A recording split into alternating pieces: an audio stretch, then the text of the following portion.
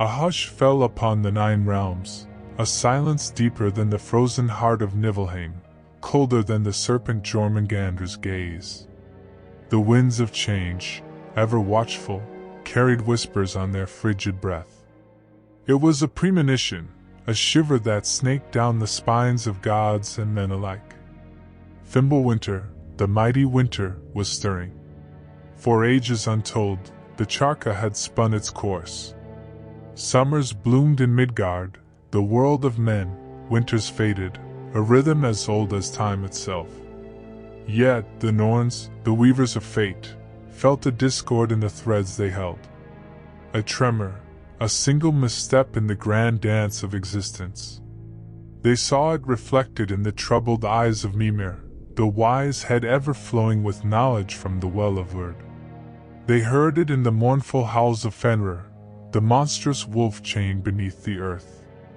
The first sign, subtle yet undeniable, arrived in the form of a relentless chill. It crept in like a thief in the night, stealing away the warmth from the days, leaving the nights an unending expanse of bone-chattering cold. Rivers, once alive with the chatter of life, began to sluggishly surrender to the encroaching ice. The once vibrant cloak of green that adorned Midgard dulled and paled. An unnatural stillness descended upon the land. Birdsong, the joyful symphony of life, faded into an eerie silence. The harsh reality of Fimbulwinter settled in with the first snowfall. It wasn't a gentle dusting, a playful kiss of winter.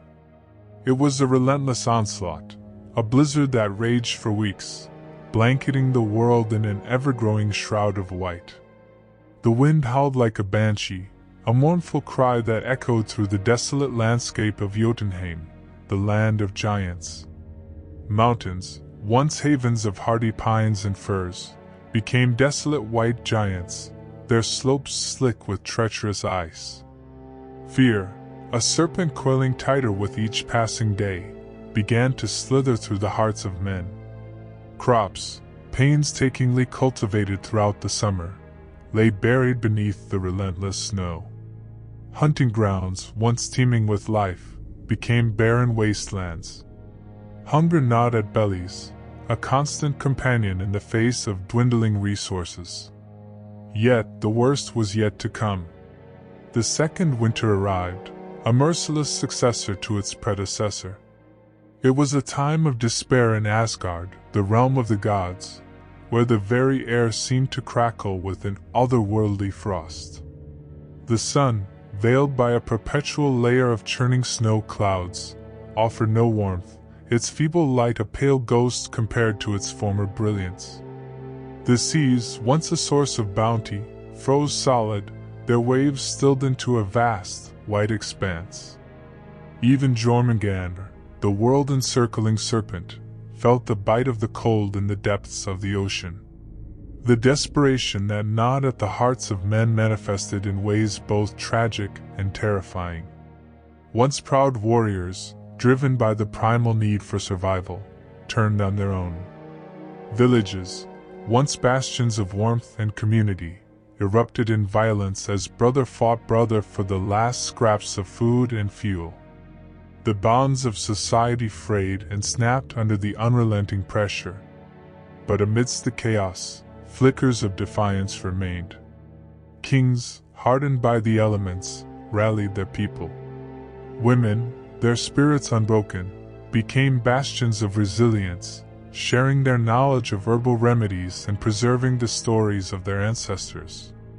Bards, their voices hoarse from constant song, kept hope alive with tales of past victories and the promise of a better future, even if it lay beyond the frozen horizon. Then came the third winter, the final nail hammered into the coffin of the world. It was a desolation so complete, it seemed as if life itself had abandoned Midgard.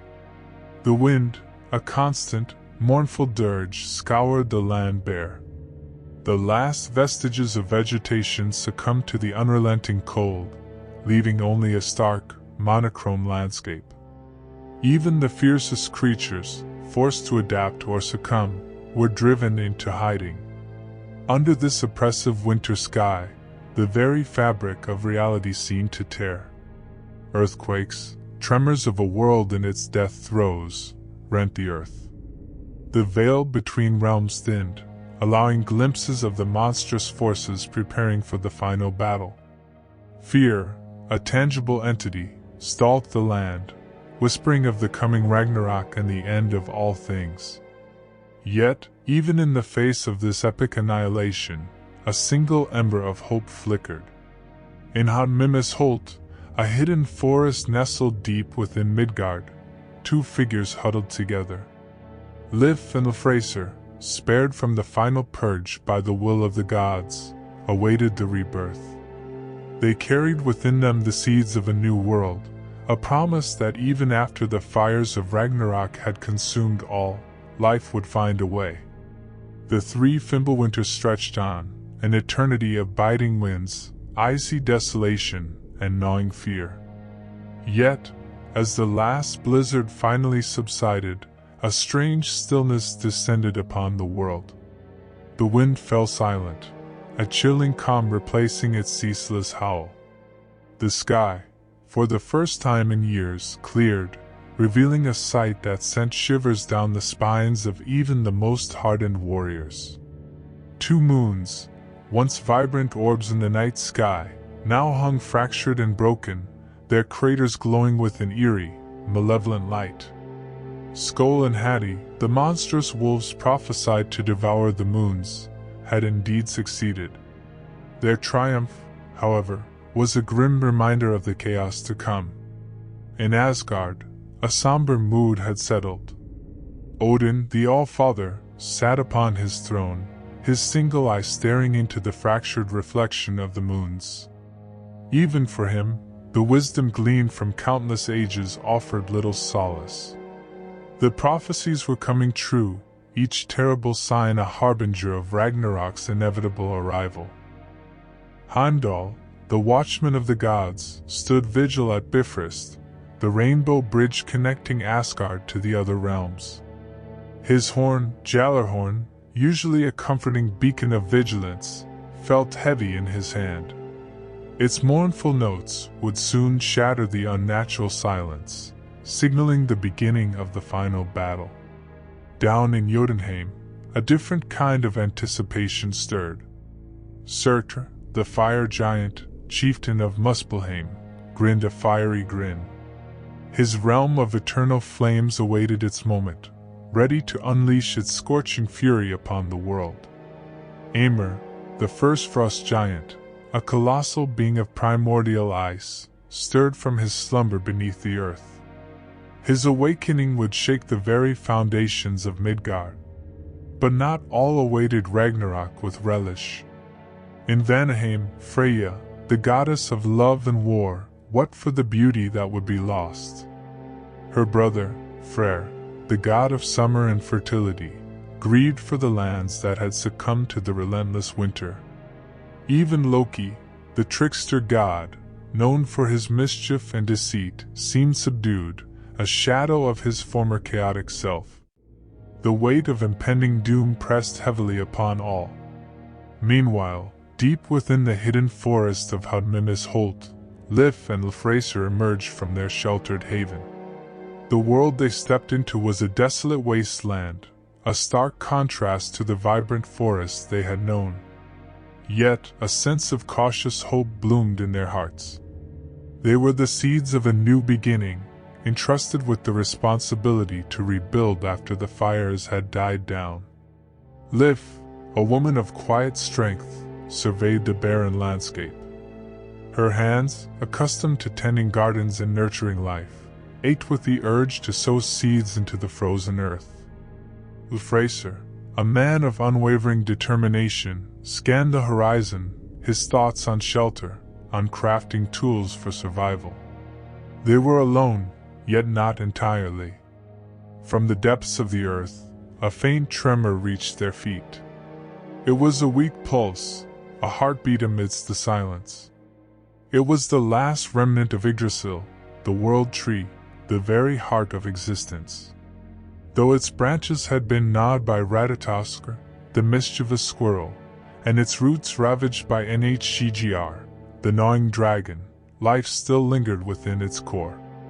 It was a powerful symbol, a promise that even amidst destruction, life could endure. With renewed conviction, Líf and Lífþrasir set about their task. They gathered the precious seeds, remnants of a bygone era, and stored them safely. They scavenged for tools and materials, remnants of a shattered civilization. Most importantly, they clung fiercely to hope, a flickering flame against the encroaching darkness. As they toiled, the ground began to tremble. A mighty horn echoed through the empty sky, a sound that resonated with both dread and anticipation. The final battle had begun. Ragnarok, the twilight of the gods, was upon them. Though they couldn't see the clash, they felt it in the tremors that shook the very ground they stood on. Líf and Lífþrasir knew their role wasn't in the epic battles of the gods. Their duty lay in the quiet, patient act of survival, of preparing for the rebirth. They would wait, endure, and when the fires of Ragnarok subsided, they would step out into the new world, the seeds of hope clutched tightly in their hands. They were the guardians of a future yet to be born. Thank you for watching. Please comment below what you would like to see next.